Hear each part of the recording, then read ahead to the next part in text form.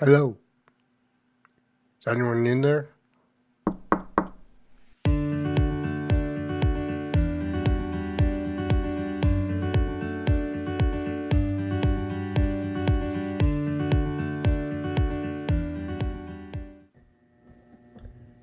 You have a STROMBERG. Did I say Stromberg, the legendary jazz guitar maker? I don't think so. Look closer. It says STROMBER. What's a STROMBER? I get kind of a Vega or SS Stewart vibe from it. Perhaps it was made by an employee from one of these companies, or someone who just wanted to put their name on it after the fact. What could be going on here? A 1940s version of Gibson going on? I googled the name Stromber, but all I got was information on the renowned Boston company Stromberg. Clearly, it's not one of those. If anyone out there knows anything about Stromber, please let me know. I'm a bit curious. Okay, so anyway, let's see what's up with this thing.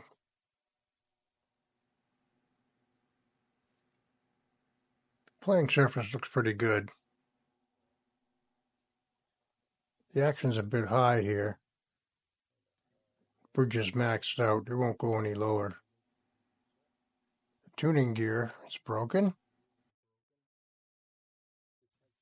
It looks like it's had some other repairs in the past. It looks like the back separated at the neck block. Most likely collateral damage from a previous neck reset.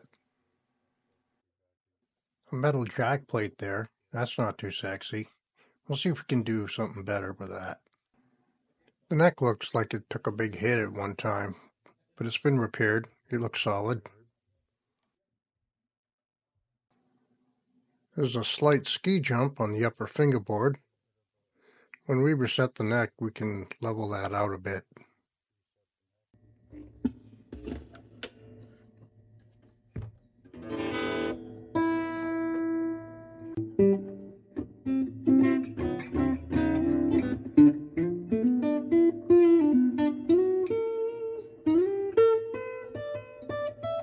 The de-armament seems to be working fine.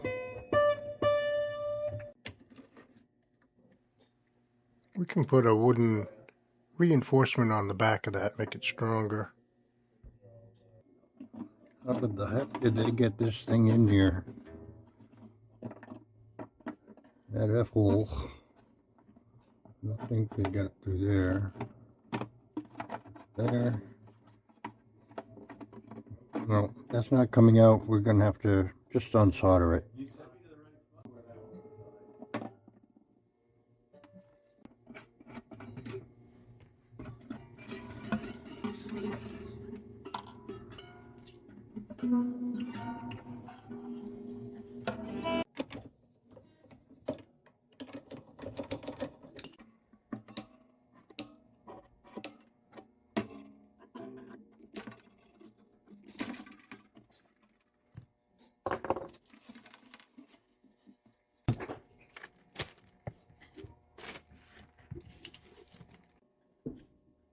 I'm going to start by removing this fret.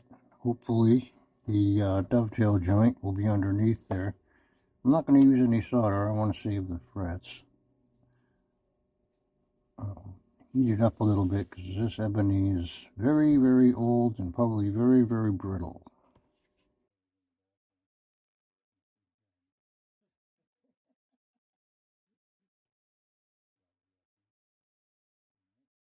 I'm going to put 2 holes in. One, there's no rod here, I'm pretty sure, but I'm going to put a hole here and a hole here. One to put the steam in, one to let the steam out. I'm going to angle it. I'm going to angle it a little bit towards the front.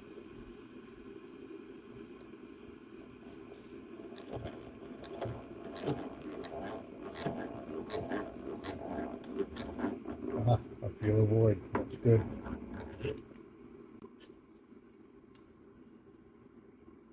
And the same. My cordless drill died. I'm becoming reacquainted with my other cordless drill. You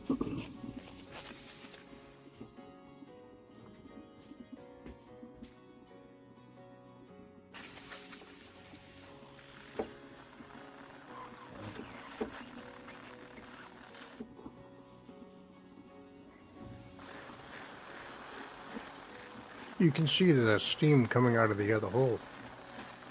Oh yeah. You can tell this is probably going to come off fairly easy. Oh yeah. There you go.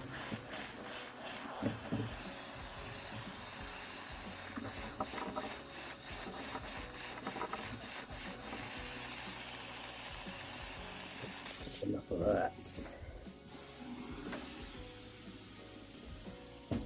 Shut off the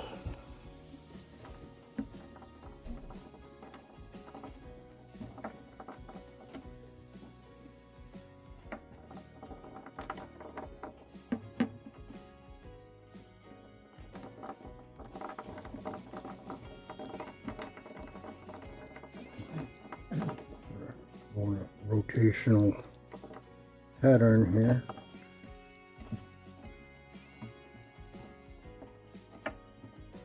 Something's hanging up there.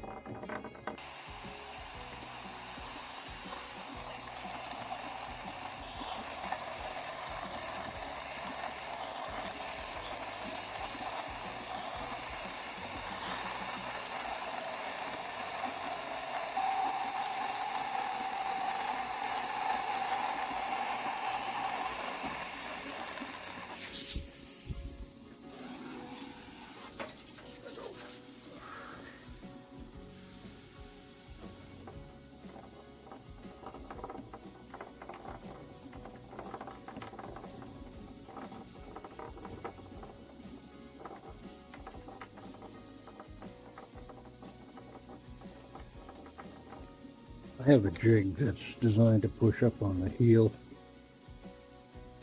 I don't always use it.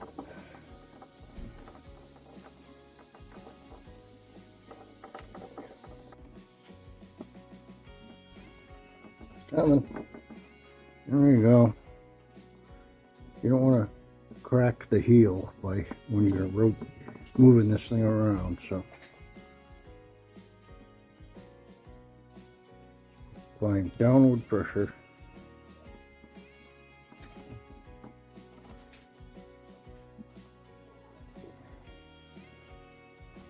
Take that out.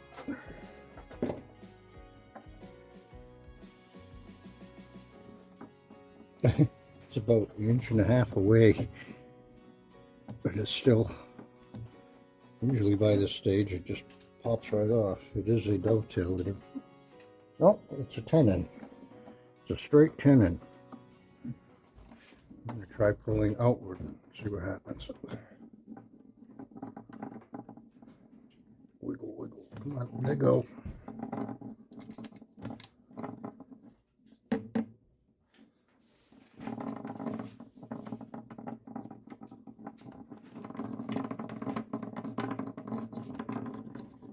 Jack rolling around.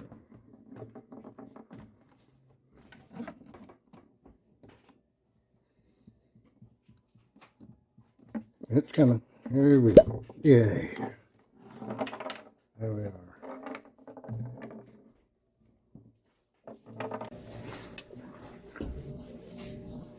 Yeah, I can see yellow glue in there. It's clear that it's been done before at some point.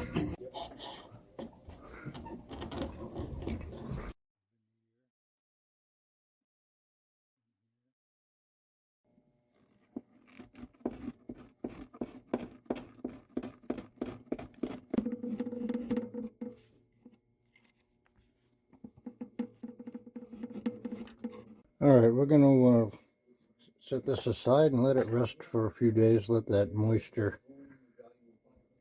dissipate from the wood. The tenon looks a little rough. We're going to splice a new piece of wood in here.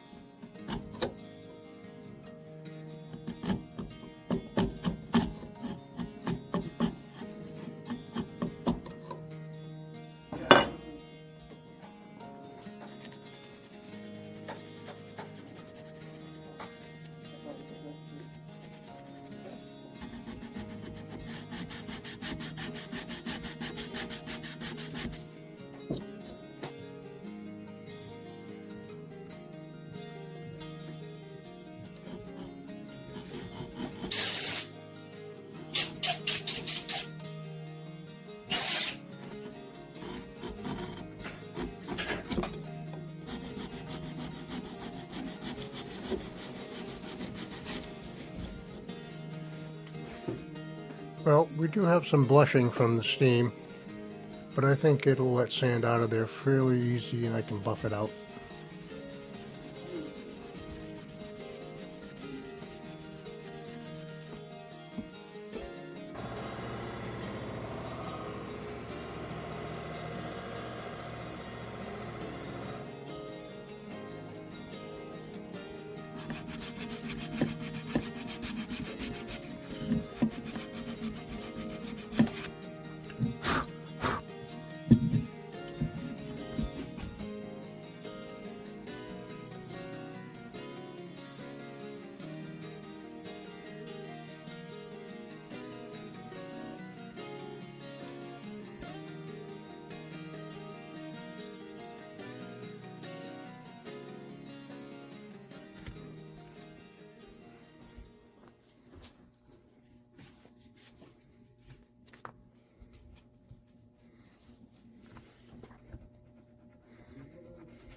I'm rubbing paraffin on the masking tape. It'll keep it from sticking to the glue.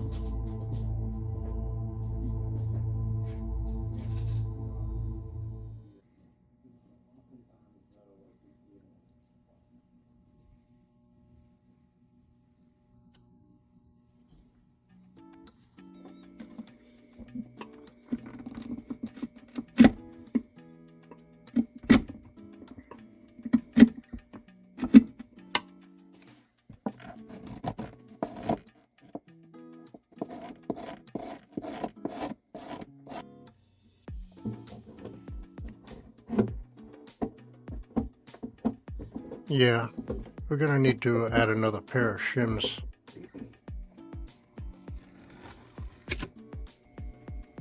Because the tenon is straight and not a V-shape, it's not possible to use the sandpaper strip method. Instead, I devised this alternate method to sand back the heel. I put binding tape on the bottom because we don't want to remove material from the pivot point area.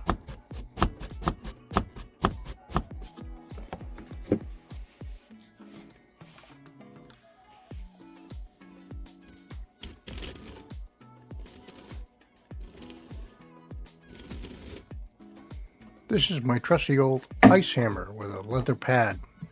It's my weapon of choice when fitting the neck heel. One of my pet tools. Before modern refrigeration, there was a whole industry surrounding the harvest of ice here in New England. Ice brokers would give these out for free to their customers. This one is very old.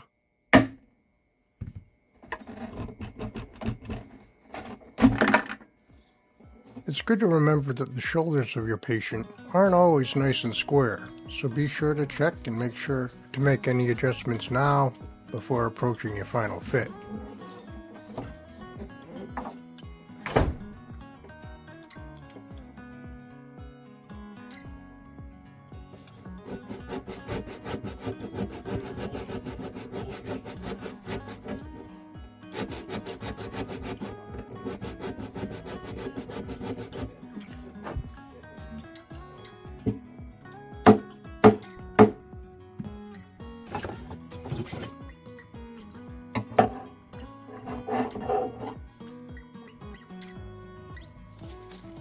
We'll come back to fitting the heel in a second. I need a point of reference when trimming the heel to its final angle. Taping the bridge down is helpful, and adjusting the desired height should be done now before going further.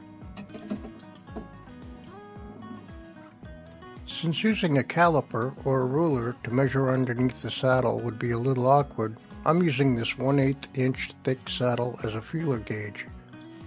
That'll give me the right amount of headroom underneath the saddle.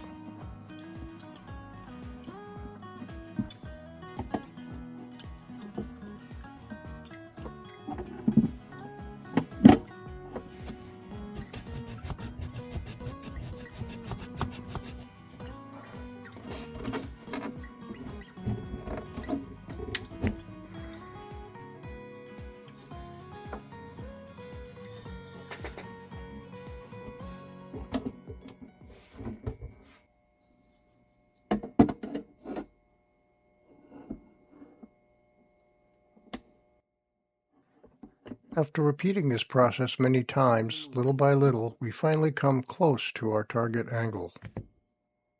As we remove wood from the heel, our tenon extends deeper and deeper into the joint, closing the gap between them, possibly preventing us from going any deeper. So we started out with the gap looking something like this. As we remove wood from the back of the heel, the tenon sinks deeper and deeper into the joint, so it might be necessary to trim it back a bit. This is a normal tight-fitting joint. As we remove wood from the heel, a gap develops between the inside walls and the tenon. Because the end of the heel travels farther from the side walls than the area near the pivot point, the shim must be thicker on the end and taper to a 0 at the pivot point. To help us read what's happening in the joint as we trim the shim, I use one of two things: regular carbon paper or just plain old school chalk. I usually use chalk. The bearing surfaces on the joint are covered with chalk, or a strip of carbon paper is inserted. As the tenon is inserted, the chalk will transfer to the high spots on the tenon. These transfer areas are pared away carefully, a tiny bit at a time, and the joint is rechecked and retried, shaving the high spots by chisel or scraping over and over until the joint goes fully home and there's a consistent transfer of chalk on the mating surfaces. Okay, also, another thing that can happen is when you remove material from the back of the heel becomes a little narrower, and a shadow of the shoulders can show through. So I do a little touch up there sometimes. Doesn't always happen, but on occasion. Okay, the moment of truth has arrived. It's time to put some glue on the tenon there. In this case, I think I forgot to put some in the joint as well, but I think it'll be okay. When I got finished fitting everything, it just felt so good going in there. Can you see how nicely it just slurps right in there, nice and square and no hanky-panky. Felt really good. I think we'll be just fine. I like to use a cranky strap to, not always necessary. This one felt so good I probably didn't even really need it, but it's good practice to make sure that the heel is firmly pressed against the shoulders of the guitar. Use a piece of cardboard to make sure, well, that this thing is so scratched up. Who's gonna know? Nonetheless, it's good practice.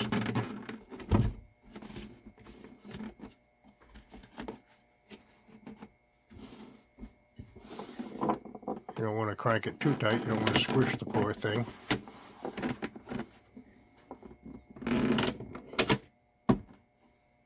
Boom.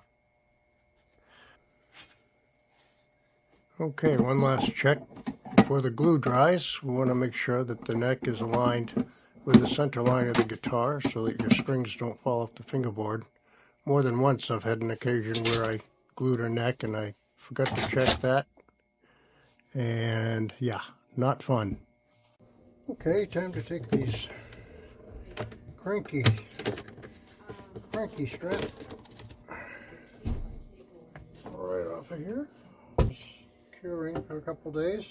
So I was at my girlfriend's last night. Oh yeah, nice. Her husband.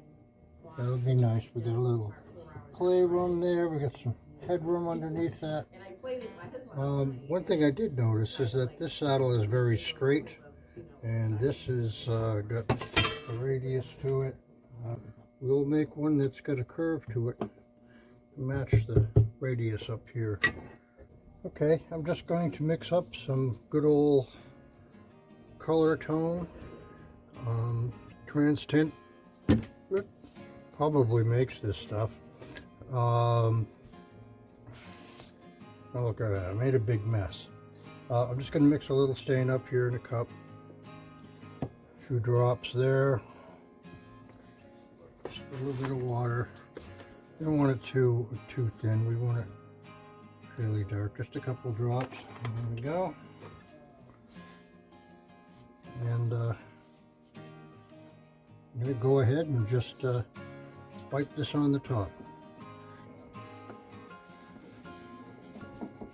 Right in there. Yes, a little stain will hide a lot of sins.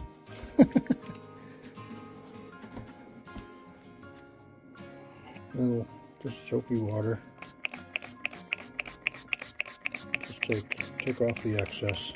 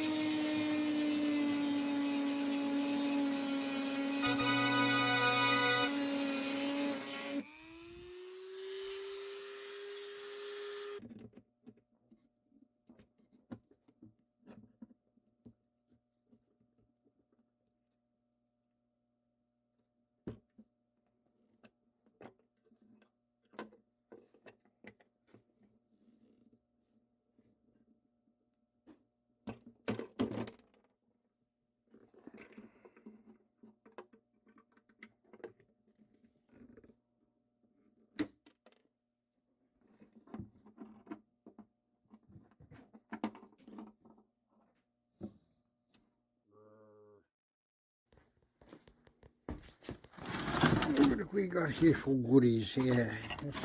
Solid wood. Into the guitar graveyard. What we got here? Oh yes, plywood. That's what kind of like what we want. Let's go.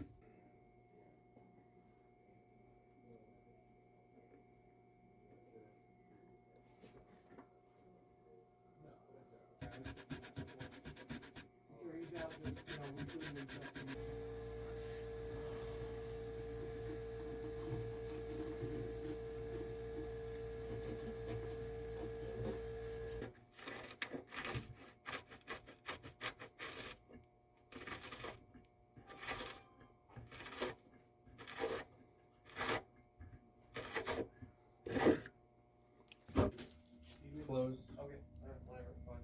That's as far as Works for me. I cleaned up, so if someone does have to go up there, not my chaos.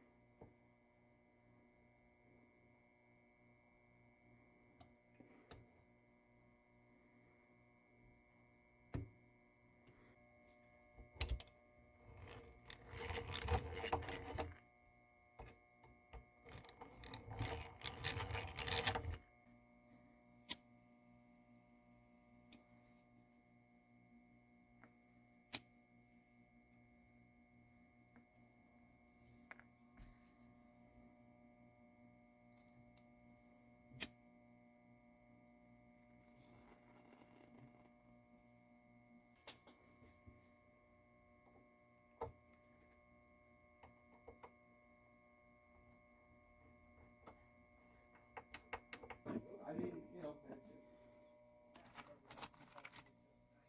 Wow. I've never seen anything like that.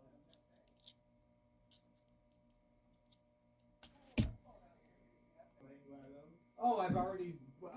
I'll hear some of their slang, like "hiot." I guess that's a thing. I don't know that one. That means like ass or something, or like a. Their slang is just as bad as ours. Yeah. One of my customers would call things fat, like "Yeshe, please." And I was like, bro, I haven't heard that in like a long time. I got a new phone. I gotta hit up all my old customers.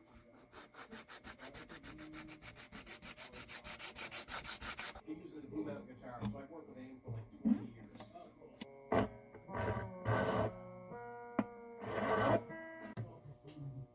You know what I mean?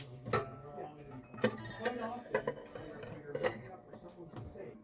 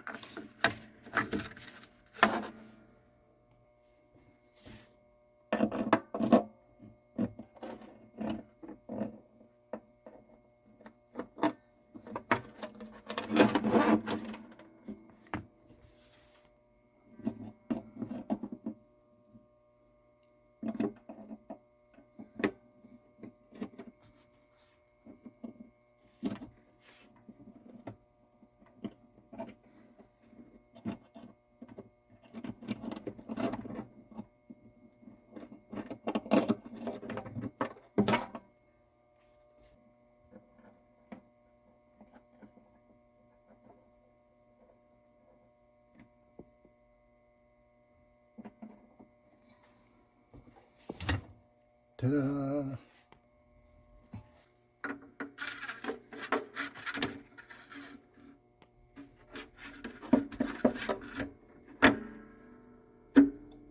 Ta-da!